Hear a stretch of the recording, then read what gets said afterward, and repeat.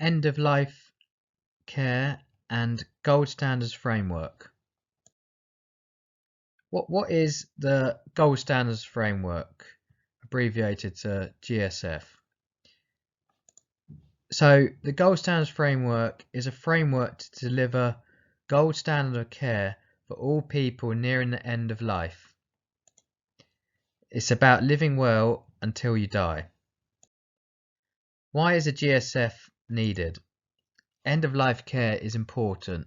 It affects all of us. Too few people die at home or their place of choice, and the GSF can address this issue. 25% of all hospital beds are occupied by someone who is dying.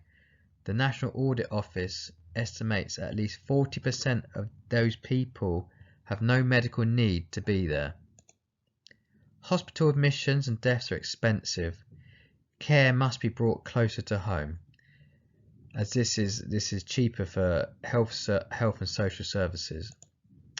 The Gold Standards Framework also helps improve the quality and coordination of care provided by generalists across different care settings, because most people who are dying are not cared for by palliative care specialists. They're cared for by district nurses, general practitioners, nurses who are not specialists in palliative care, who work in care homes, on medical wards, etc. And so the Gold Standards Framework helps these generalists to provide end-of-life care to people. Is the Gold Standards Framework effective in these goals? So yes, it is, and there's research to suggest that hospital deaths in care homes decreases once the Gold Standards Framework is implemented, and also there's a reduction in the crisis admissions, which can occur within the last year of someone's life. So it is effective at reducing both of these issues. There are 5 goals of the Gold Standards Framework. 1 is consistent high quality care. 2 is alignment with patients' preferences. 3 is pre-planning and anticipation of needs. 4 is improved staff confidence and teamwork. And 5, more home-based, less hospital-based care. So those are the goals of the Gold Standards Framework. Now they give you various different tools to try and achieve those goals.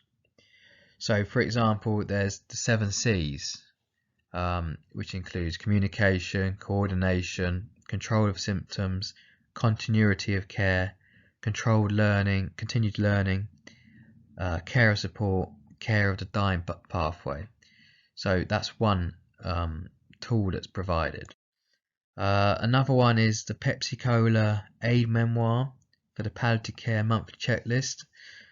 Another one is the PACA symptom assessment tool. But to just state how we implement it in our care home. So when a service user is admitted, the first thing we'll do is to identify how long we believe the service user has left to live. So we'll use the 3 simple steps. So we'll do the surprise question. So surprise question is, we'll get the nurses to sit down and to discuss the service user, and we'll ask a surprise question like how long we believe they have left to live. So for example, we'll say, would we be surprised they die in the next year? And if we would be surprised, we would say they've got years to live. If we weren't surprised, we'd ask it again in the next few months. And if we would be surprised, we'd say that we'd be surprised if they're going to die over the next few months. And then we do it for weeks or days, etc. So we can narrow down how long we believe they have left to live, just based on our previous experience of caring for people who are in the end of their life period. We've also got prognostic guidance. So for example, cancer would be very accurate at giving us a time frame, how long someone has left to live. Dementia, it will be quite a prolonged time period if it's just itself. And then other disease processes can suggest a sort of time frame for how long someone has. And then there's also the needs-based coding, so considering like their mobility and their body mass index, etc. So these can all give us an idea of how long they have left. So that's the first thing we'll do. We'll work out how, roughly estimate how long someone has left, and then we'll apply the color coding to them. So blue is that they have years to live. Green means that they have months to live. Yellow means that they have weeks to live. Red is they're in their final days. And navy is aftercare. So we will allocate these color codes on admission, but also we review them every week during the palliative care meeting, which will occur the day before the GP does a routine visit to see service users. And the color coding can change. It can stay stable in some people. In other service users, it may change on a regular basis.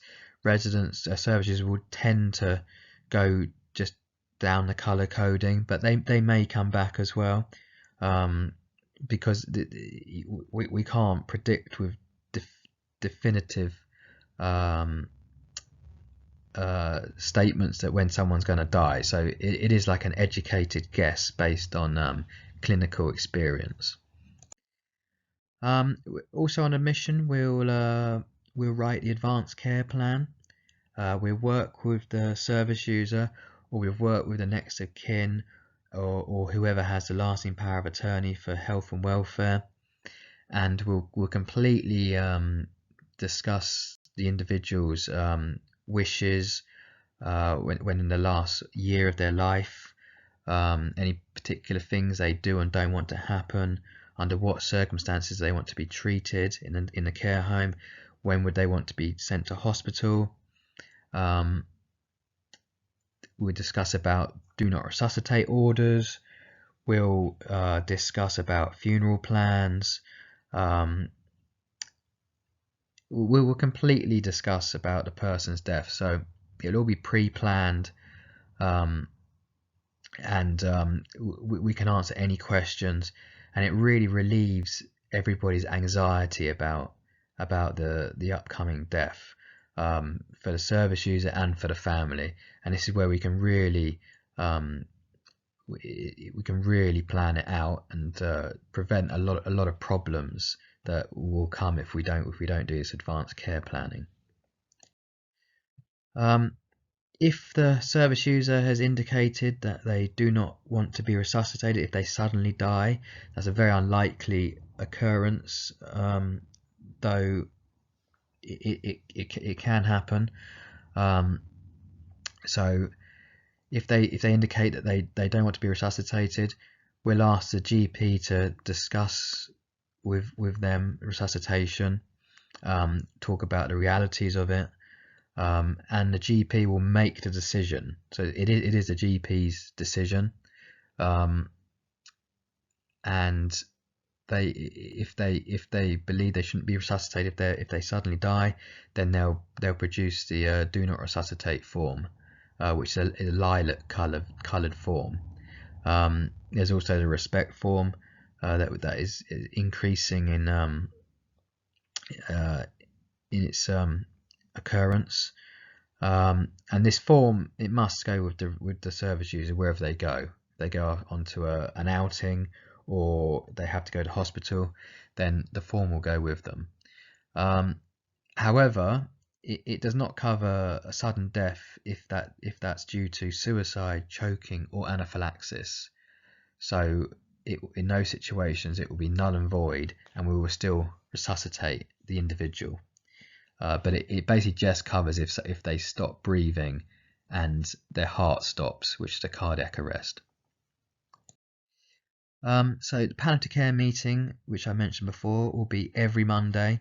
So the GP comes on a Tuesday. So on Mondays we want to go through all the residents and reassess their colour coding. For all residents whose colour coding has changed, or are yellow or red, then an action plan is made. So if a resident does move to yellow, they will need to be seen by the GP the next day. And also we need to ensure that residents who are yellow or red have been seen within 28 days by the GP.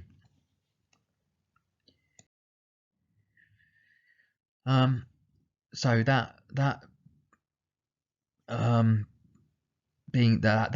being seen within 28 days is important, because it means if the resident does die in that time, that the nurses in the care home can do the verification of death. Now the GP still does the certification, but verifying the death can occur if the GP has seen the resident within 28 days by the registered nurse. So that's why I said when someone becomes yellow, they get seen by the GP, and we ensure they've been seen within 28 days for this reason. Another thing that has to occur when someone becomes yellow colour coded, so we believe they only got weeks to live, they need to have anticipatory medications prescribed by the GP. So when someone becomes red in the last days or hours of their life, they won't be able to, they probably won't be able to swallow. They may have pain still, they may have anxiety, they may have nausea, they may have secretions in their lungs, and that can only be treated by injectable medications. So we need to ensure that those anticipatory injectable medications are already in place when they're color coded as yellow. And when the GP sees them and we say they're deteriorating, we've color coded them as yellow, the GP will do a statement saying that they're for no further medical intervention, that they're not to go to hospital, and that if they deteriorate further, they're just to receive palliative care in the care home. So we're meeting the goals of the gold standard framework by anticipating needs and having a plan in place. Also, when someone goes to red color coding, this image here, this is a picture of this we put on the resident's door, so everybody knows that that person is in the final hours or days of their life. So they should be informed at handover, but non-clinical staff will know to be more sensitive around that room if they see this image. And when someone does become red on the color coding, so they're in their last hours or days of their life, we then start them on the personalised care plan for the last days of life in a care home. Previously we did used to use the Liverpool care pathway, which is very similar, but it got discontinued because it was being misinterpreted on what it was actually used for. So we will use this personalised care plan for the end of life, and that is the complete care plan on how to care for someone in their last hours. We always offer food and drink when someone's dying. They're very unlikely to eat anything. They may eat like yogurts or mousses. They may just drink little sips of fluids if they are consuming anything, but we do not withhold it.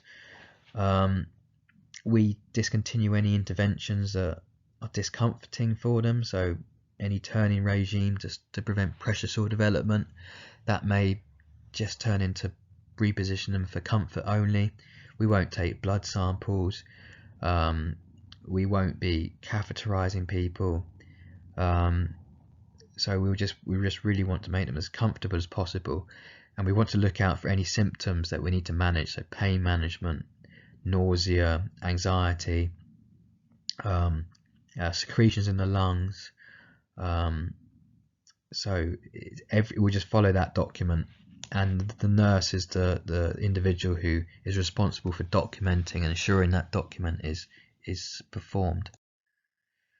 When the resident dies, the nurse will be able to verify the death because the GP has seen it within 28 days and it's expected death. Then last offices will be conducted, and this is where the care assistants will provide personal care to the deceased body. So just like they're alive, just having their normal daily hygiene provision. We'll make sure they're straight, their eyes are closed, just as if they're normally asleep in the bed. Do not cover their head with the sheet, and then the relatives can come in to see them in that state where they're appear more at peace, and it's a better presentation for everybody. Any jewellery, expensive items, we'll ensure the relatives take them at this time, and that it's been documented with witnesses that they've taken them. Staff need to understand to be very sensitive at this time. When ready, we'll then call the funeral directors. They will come and collect the body, and that should all be pre-arranged in the advanced care plan which undertaker to be using. We'll make sure that other residents are not distressed by seeing the body taken out, so we'll close doors, etc., so they can't see this happening. And then once the body's gone, we'll leave the room and all the belongings as they are, and we'll appropriately and sensitively ask the relatives when they're going to be coming to collect the items. At the next palliative care meeting, we'll conduct an after death analysis, because we want to see what went well during the process, what went wrong, and what we can do better next time. So we constantly want to be learning and improving how we're providing palliative care. So that is how we provide palliative care in the nursing home. So it's all pre-planned, efficient, and trying to follow the goals of the gold standards framework.